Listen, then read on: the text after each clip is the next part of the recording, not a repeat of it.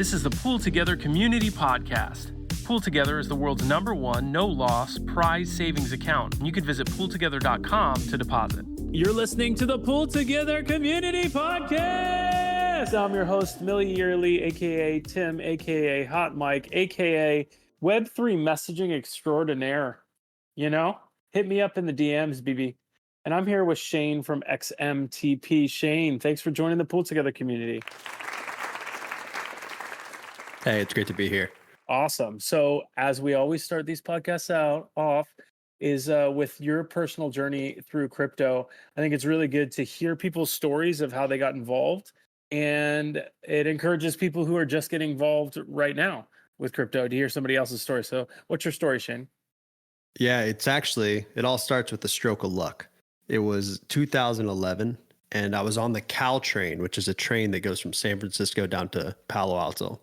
And it runs even further south than that. But I was going to friends, and this guy tapped me on the shoulder.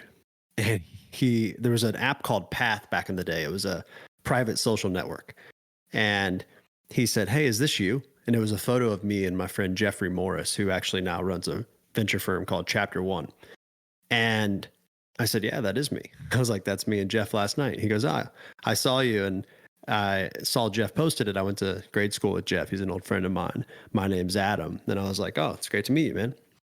You know, it's kind of cool meeting random people on a train, driving for an hour between San Francisco and Palo Alto. And kind of the cool connections that just happen in San Francisco. And when we lived there, or when I lived there for 10 years, it was an awesome kind of just entrepreneurial community. And he, in 2011, for the next 45 minutes, was like, "I want to tell you about Bitcoin, and I want to tell you why it matters, and I want to tell you that you should have it like a science experiment, and if in 10 years it's successful, the idea of a whole Bitcoin probably won't exist in the future. But if it's not successful, there's not a lot of loss right now to get involved and really just try it out." And so he talked for the next 45 minutes. And to be honest, I have no idea if it was going to work or not, but I really believed. And the enthusiasm that he spoke about, how much he believed in it. And he was starting a venture firm focused on just crypto companies in the future of blockchains, et cetera. And just finding someone so passionate, but also so deep in the weeds, to this day, that moment was probably one of the most successful kind of interactions I've ever had from a like investing standpoint. And I went home and I bought Bitcoin, and I held it for 10 years. And to this day, that guy, Adam Draper, has become probably one of the most known people in all of crypto. And he just randomly tapped me on the shoulder on this train and told me about it. And what I learned, though, is the fact that I got distracted for 10 years building a messaging company is probably the only reason that I ended up holding it for 10 years. Because had I been in the space, I didn't have tons of conviction. So I didn't really have a belief system that would have allowed me to held for a decade. And I just kind of said, you know, I'm going to trust Adam. And I just had this trust in this guy, and ignoring it for 10 years and just working on messaging and building a messaging platform for brands to talk to people on all of the messaging apps like WhatsApp, Messenger, Apple Business Chat, SMS, etc. I think is probably the only reason that it even worked out for me. And so, you know, it wasn't until 2015, 16 when everyone around me in SF was working on Ethereum and ICOs were happening and all this stuff was happening. But that didn't really, I didn't have the time at that time. We were just scaling my last company, and I was heads down on that. And so that era, a lot of my friends started getting in it. So smart people and smart developers I was friends with, I was like, man, everyone seems to be really building on this blockchain stuff, but I just stayed focused. So it wasn't really that era. It was really, my company got acquired in 2019, and I had time during the lockup to really just kind of look up and see what was happening. And it wasn't until my co-founder Matt kind of told me, "Hey, you can send billions of dollars between wallet addresses, but you can't even send an email." And it's kind of crazy, but it feels like in the early day of the web, you can do all these things on the internet, but there's no way to communicate between these new identities. And that really was, I think, the moment when I started really digging in and trying to understand could there be a new identity? And if so, communication usually follows.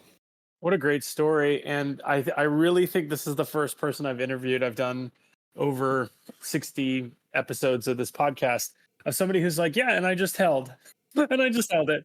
Most people are just like, and I sold it like an idiot. Like that's generally maybe 2 out of 60 at least. But I love that. And I love that you say it starts with the stroke of luck.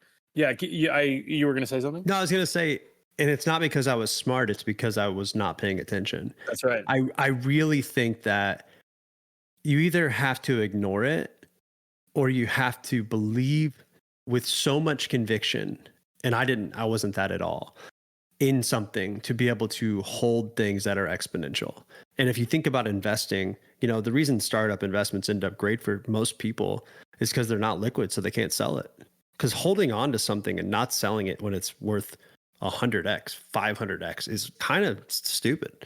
And so, some of these things happen, and it really is like you're either at one end of that spectrum. And for me, luckily, I was building a company. And, the funny thing is, the part of the story that is losing it, which is you want the other part of it, is Adam told me, hey, you might want to move a few of those Bitcoin into Dogecoin in 2014. He sent me an email.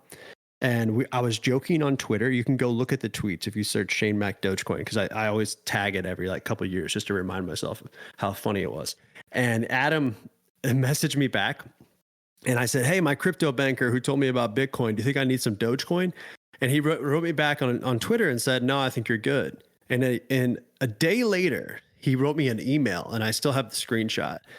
And it said, hey, man, I know I told you probably don't need Dogecoin, but actually a lot of moms and daughters are using it because they love the dog on the front of it. I might buy a little bit myself and just hold it and see what happens.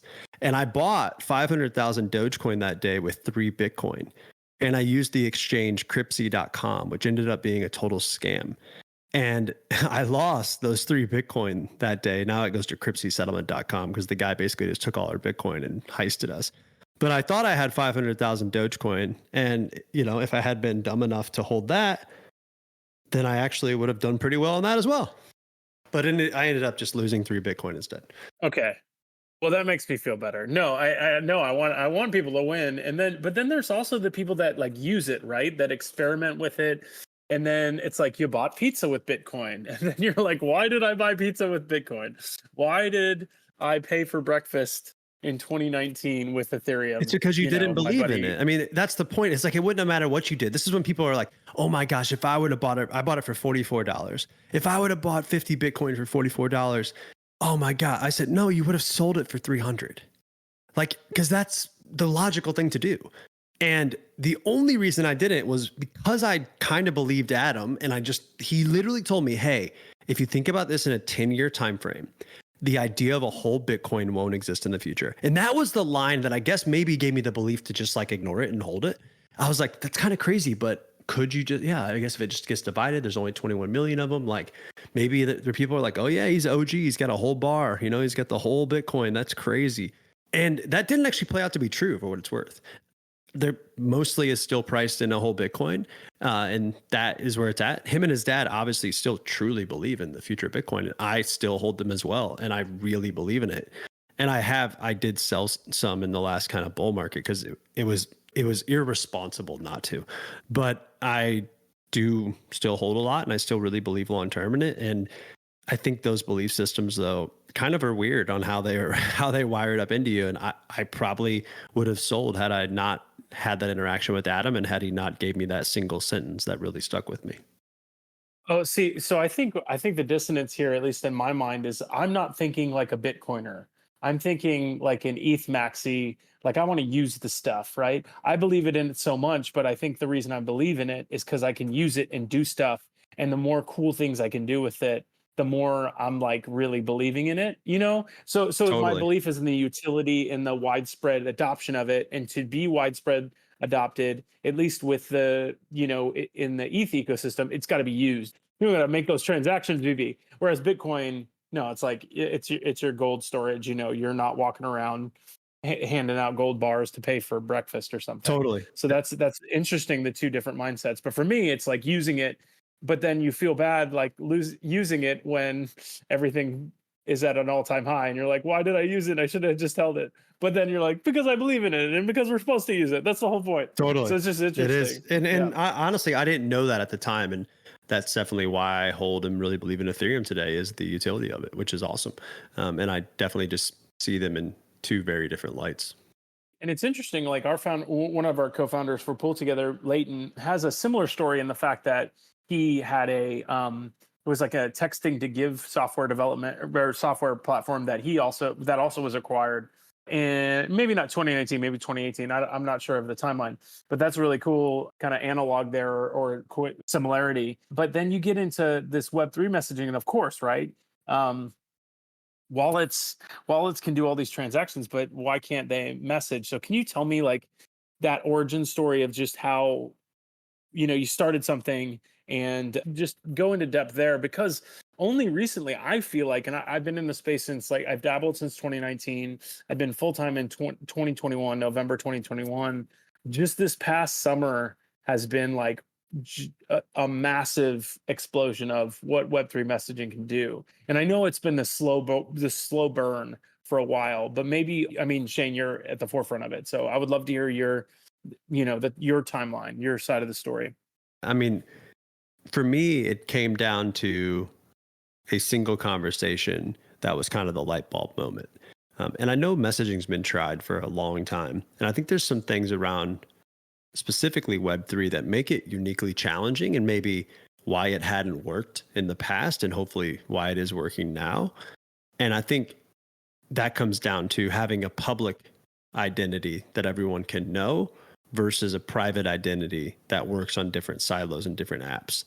And so I'll break down how that works and why I think the unique challenges and opportunities are there. But for us, it was Matt and I had lived next to each other for 10 years in San Francisco. We were always talking ideas, building applications. I'd been working on messaging for a decade. My first startup in 2009 got acquired by BlackBerry, and I worked on BBM. So I've always just like believed in and worked in messaging and secure messaging specifically. And what I've learned over the years is communication usually follows a new identity. So URLs were brought online and blue links started happening, and email followed that. And then SMS really was connected to people using their phone number and calling people and that identity as their thing they used. And then social networks had a public identifier that ended up kind of creating social messaging silos for every identity. And it wasn't until Robert Leshner, the co-founder of Compound Labs, was talking to Matt and I, and he said, I have $11 billion in a smart contract. I know every single person's address, and I can't message 95% of them. And I was like, what? I was like, what do you mean? And he's like, I can send money to their wallets. I know their wallet address. They are using that wallet, and that's the only thing that they're attaching to the protocol. So I don't know their email. I don't know their phone number, but I need to send them a message. I need to let them know about governance, let them know about liquidation type events happening. But I can't. And I was like, that's so crazy. I was like, why can you send trillions of dollars on the internet in this new way across all of these apps, but you can't send an email? And he's like, I have no idea. And so we talked to 25 other DeFi founders, and all of them were like, this is a huge problem. We can't communicate, especially in a verified way. And I think that was the light bulb for me, is you always want to figure out if there's something that enables you to do something better, not just like do it again. And for me, doing verified messaging so that the person you're talking to, you're guaranteed that the person is who they say they are and they own what they say they own. And the fact that the message objects are signed by the wallet that actually owns the assets really does create this new paradigm that allows you to verify that who you're talking to owns what they say they own. And that is very, very useful in a space where a lot of scams, a lot of spoofing, and other things are happening across, an app like this, Discord, Twitter, email, etc. And if you think about all the implications in the world where you're like, hey, I just sent you 8 cents to your checking account. Can you prove that it's you and that's your address? And then I'll send you the full money. Or every time I send crypto, I'm like praying that I put the address in right.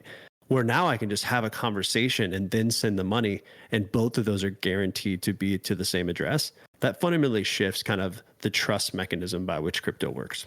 So you've created this XMTP, and so how'd you land Coinbase?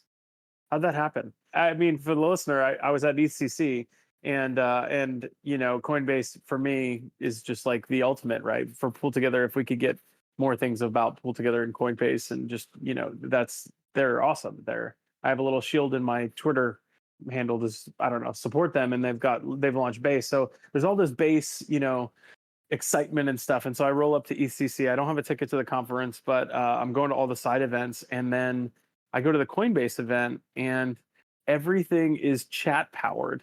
Everything you want to drink, you chat. If you want some merch, you got to chat. There's even like some puzzles that were going on. Like if you could come up with the code word, then you would get a free merch. And I couldn't figure out the code word, but I was like trying to joke with the person on the other side that I was messaging. So it was just so awesome. Can you unfold how that happened? Yeah, I mean, Coinbase has been an amazing partner, and that was kudos to a lot of their creativity. And they're doing such awesome stuff with the wallet and real utility and real life use cases, and using crypto for things like buying coffee and actually getting testnet funds and doing the on-chain summer and getting notifications so I can mint instantly in the wallet. Like, they're just nailing use cases that are driving retention, driving real use cases, giving utility to your identity, and using ENS subdomains. I mean, across the board, they're just doing use cases that I think are meaningful to people's lives. And they've been an awesome partner to work with. And, how we landed Coinbase, your original question, is they kind of saw the future too. And I think when they saw an encrypted and secure messaging protocol that allowed interoperability between every identity in the Web3 space, our visions kind of aligned where, we didn't see the future as us building this app and come to our app and get notifications in our app, and the XMTP app is going to be the thing. We actually saw it as the opposite. We saw wallets as the center of the universe, and messaging inboxes as the center of the universe, and the ability for all of the applications in Web3 to be able to use a standard and encrypted and secure protocol like XMTP as a transport layer so that all of these apps can communicate, not XMTP as the destination, I think is a very fundamental decision that we made early on. And it allowed for partnerships with companies like Coinbase and other wallets and other inboxes to really be the place that people are trying to reach, which is ultimately what the apps wanted. And I think a lot of people tried to go after being the inbox, being the application. And it really, when we had conversations with many developers, what they wanted was to reach the wallet. And what Coinbase wanted was for developers to reach the wallet in a verified and meaningful way, and really send high signal messages to the wallet so that you can do things like mint instantly for on-chain summer right from the notification without ever having to leave the wallet. And that experience to do something that is actually faster in crypto and simpler in crypto and more useful in crypto than how the internet works today is the entire point of what we should all be working on. And I hadn't actually felt for most things crypto in the last 15 years until I felt the experiences that they were building using messaging to drive the ability to send commerce globally, to send USDC for free to anyone in the world. It's a Cash App Venmo competitor now to do that across borders, to be able to do a coffee order with USDC for free without having a 3% fee to the actual cafe. And then to be able to just actually get notifications for things I care about and mint and buy and purchase things inside the wallet from the notification without having to go to a browser, use Apple Pay, log in, go to Shopify, none of that. And to be able to just do that all within a single application, I think starts to show the future in a very powerful way. Yeah, this subdomain stuff is super awesome. And I think it all started with CB.ID, where Coinbase was like, hey, we want to create this ID system for these wallets. And then XMTP is able to just like, boom, connect right to that already existing subdomain system that Coinbase pioneered. Pull Together just launched recently our own subdomain. So I have tim.pooltogether.eth. Wassies Love did it. it as well, and it's using namestone.xyz, which Global.eth is a ENS steward. And so it's really cool to get these things for free. And I want to collect them all, right? Like I want all my communities to have these gasless subdomains so that I can claim them. But one thing I noticed is I was talking to Opolis, which is, a company that helps freelancers get healthcare and, provides payroll and do S Corp stuff for people who are in crypto, or freelancing, just generally. And I was talking to them about subdomains, and they were like, "Oh, well, people don't want to dox their payroll. They don't want to like dox themselves in some way." And so it was interesting for me to think about, okay, I'm thinking about it as a wallet connection, but really it's this digital identity, right? You want to make sure that the wallet is connected to a human, and you can cycle through these wallets, right? You can actually like switch out where you can keep the subdomain as your ENS domain, any domain. You can keep your email addresses, but you can change what those are connected to. So there's this really interesting dynamic of like, yes, it's the wallet, but like sometimes you want to like swap out wallets, especially in a hot wallet situation or in a wallet in a thing where you don't want to dox yourself. So that's interesting from a messaging perspective, where the messages are connected to the wallet, correct, with XMTP. So or is it connected to? I'm trying to think. I know the answer to this. Shane, help me here. It's connected to the wallet, right?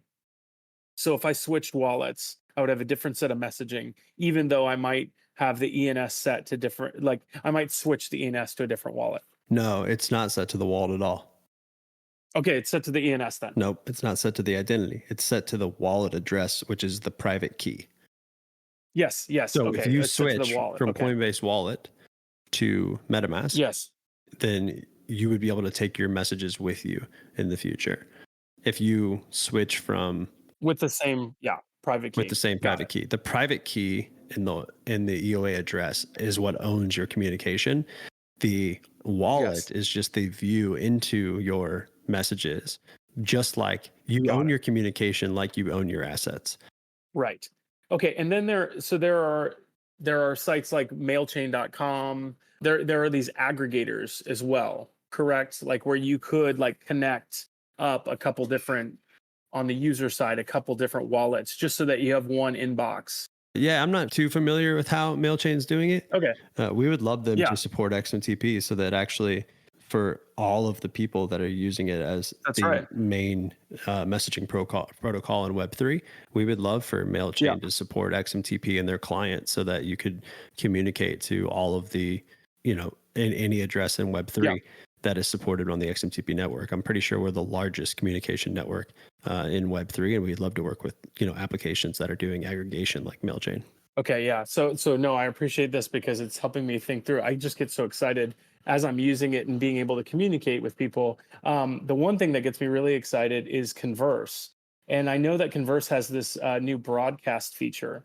So not only can you use Converse on your mobile app to send messages via XMTP to your friends, and Converse even shows you, this is what blows my mind, it suggests to you users that you might be willing to, that you might want to message because of on-chain activity. Hey, you guys all hold, here's some people that this person holds like 10% of the NFTs that you hold, that you actually might want to talk to them. So it's really cool to see that, like the suggested messages, but they have broadcasts where if you've created an NFT, or for in my example, I created a lens post that was collectible for a fee. And my wife and I feed feral cats in Brooklyn, and so I just used video of of these feral cats that we feed, and it's like, hey, this is expensive, and if anybody wants to collect this, will help us buy a bag of food.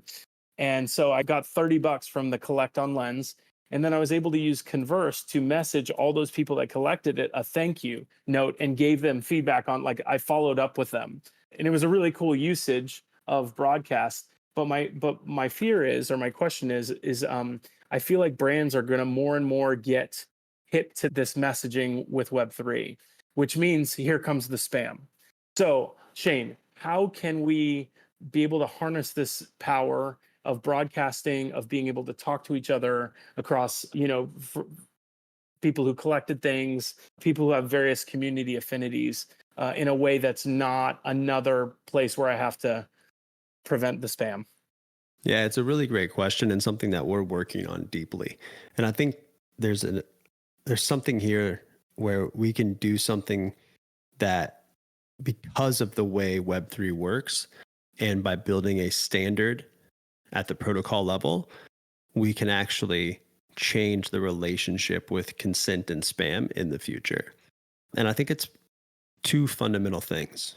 One is this idea of using on-chain data or economics as the public inbox. So if you've never interacted with someone before, applications now can use all of these new data sets to know everything about the message coming in to you based on the wallet it's coming from. So if you even look in Converse right now, you can see that it recommends people based on if they're a mutual follow on Lens, if they're a mutual follow on Farcaster, if we've previously interacted, if we were both ENS eligible airdrops. There's all this data set now that right now it only lives within Facebook in these private pixels that Facebook has about us. But now there's a public kind of data set that will allow us to better target and filter and help us have control over the messages coming at us. And I think that's just really, really powerful. The second one, though, I think is the one that at XMTP we're really focused on, which is the idea of a private consent that the entire network can get value from. And today, an SMS and email, when you go to send an email or you go to send an SMS and you're a brand and say you're trying to spam, the only way that the network knows that these phone numbers were not consented to you is if you said it. You have to just trust the sender, which is why there's can spam laws and all these laws that have been created to say if you send spam messages without having consent from the individual, we'll fine you. But how do you enforce that? You basically are running around trying to play whack-a-mole to a black box of people saying, yeah, I got the consent. I got these phone numbers on my website. And then you go to sign up for a new SMS marketing platform and it takes 3 weeks to sign up and get going because you had to go read all the text and make sure you got all these phone numbers based on that. And you don't really actually know. They just have to be like, okay, it doesn't seem too sketch. That's basically how it works today. Versus in the future, every person can consent and say, I opt in to get messages from ShaneMac.eth or Nike.eth. That consent is owned by the individual and the sender recipient. Any application that I log into and use shouldn't have to worry about if the person saying I have the consent is saying, trust me. The actual protocol can provide that information. So now any inbox and any sending application in the future can actually provide a protocol level consent piece of information that allows you to know what to put in the main inbox or what to put in the request inbox, which we're talking about the public inbox earlier, and help filter it and prioritize it. Maybe there's economics, maybe you get paid to open your messages, economic spam control. There's so many things you can do in that. But just by having this consent mechanism at the protocol can change the dynamic by how applications can know, does this person have the consent to send a message to me or not? And I think that's a pretty fundamental shift in how the entire communication infrastructure can work that SMS and email didn't have. That's really great. Praise be. I can't wait till less spam. But there's also this conversation about on-chain and off-chain and what really needs to be on-chain and what really needs to be off-chain. Could you help me understand with XMTP, what is specifically on-chain, what is specifically off-chain, and why those decisions were made? Yeah, the messages are stored off-chain. And early on, we were exploring, sending messages on-chain, putting in an NFT metadata, et cetera. If you get into one, security, and two, scalability, it's just really not an option. And when you get into security and the ability to have encrypted communication, as well as obfuscating who's talking to who, and not putting all of those interactions on chain, which is very private to people, and I think is very important to drive a private communication protocol. Doing that on chain just isn't really an option. But we do use on-chain identities, and that to us is very important. And so the public-private key pair of an EOA is the way that it works today. But we're not tied to a chain. So we're not chain dependent. We're chain agnostic.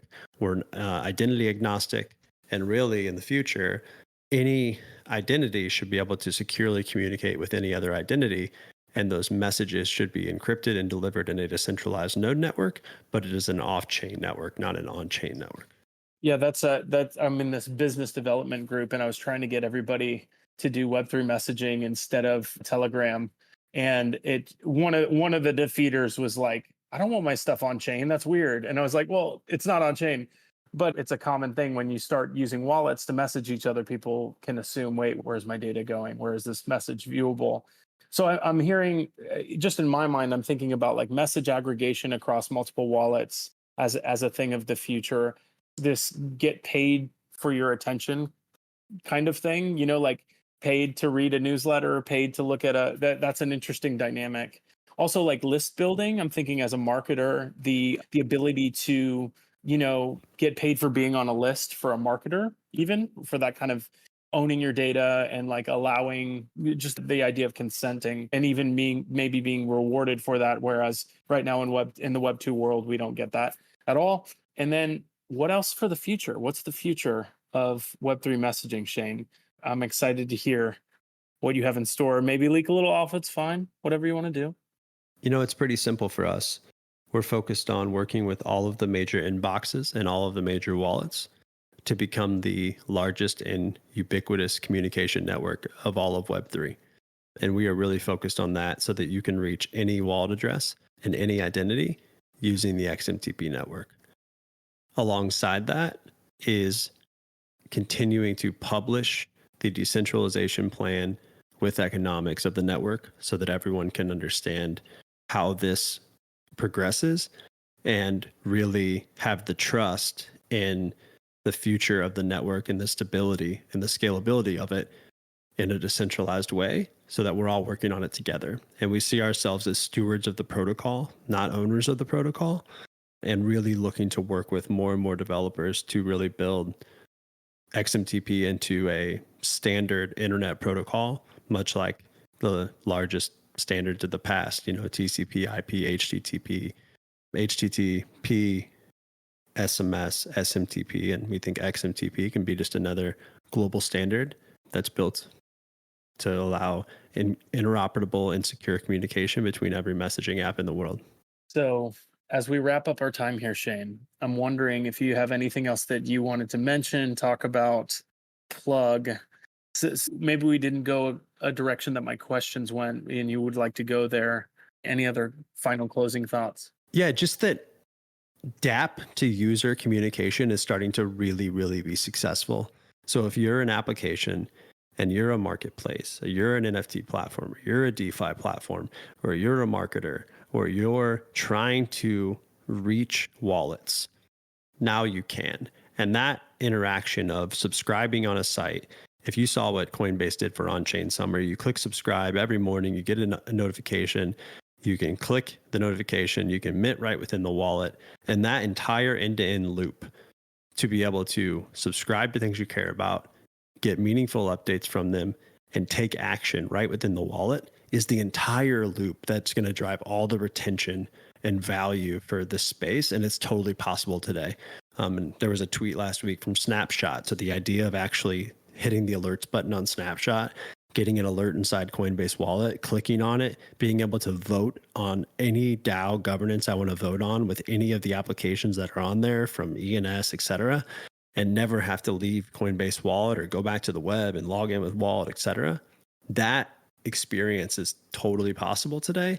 And I think as more and more wallets adopt XMTP and we become the ubiquitous protocol, the people who are there today experimenting on how do I build my list? How do I do outreach? What's the best way? How do I get people to mint? How do I get people to remint? How do I get creators to actually broadcast and do outreach to their entire audiences? This is what's missing. Everyone's missing how to build relationships in Web3.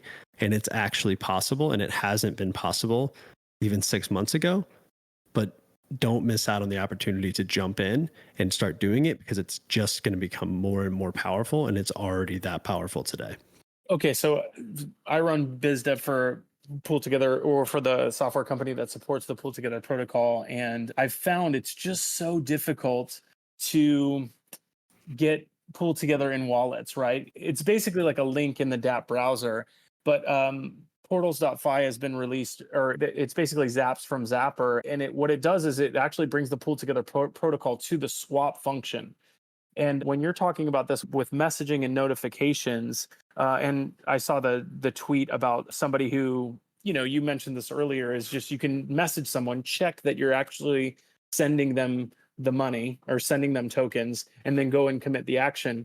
But I'm loving this like in-app, like I would love to do that stuff within the chat itself, right? Like, and Apple has this with their SMS or with their iMessages, where it'll know that I'm trying to do something like create an event or send money, and it'll drop these activities that I can do right from the message. Anyway, so I'm really looking forward to like getting away from the Dapp browser and actually doing this stuff within the messaging. Could be cool. But again, that's for builders to build. You dropped the on-chain summer link in here just for what you were talking about, Shane. Totally. And when you go there, you just click the subscribe button. The little QR code pops up. It literally drops right into the whatever app you want to use, Converse, Coinbase Wallet, etc. And now you as the brand have the direct channel to the consumer to now send notifications, do customer support, drive updates, and get people to mint or do on-chain actions right from within the wallet by you actually sending them a message to do that. And the ability for you as a brand or a creator to reach the wallet is now possible. And this is the experience I'm talking about, where you can subscribe, you could add this to your website today, and you can drive a channel right into the Coinbase wallet or any of the other wallets and inboxes on XMTP. Well, Shane, thanks so much for joining me and the Pool Together community for the Pool Together Community Podcast. And, we're BB. We got our subdomain directory going. It's got little chat bubbles so we can message each other. And I'm looking forward to more and more being off the Telegram and doing more with XMTP with my BD peeps. It's a better channel. It's not exposed to all the scams of that yet. And, you should send me a message, shanemac.eth. I'm available on XMTP anytime. I use Converse and Coinbase Wallet and all of them for, each one for different things they're great at, but I'm reachable on any of them. So please send me a message and say hello. Thanks for helping us build with this messaging. This is awesome. All right. Thank you. Have a good day. Take care, man. Cheers. Bye. Thanks for listening to the Pool Together Community Podcast. You can visit pooltogether.com to deposit, and we'd love to hear what you thought about today's episode. So visit the Pool Together Discord and let us know.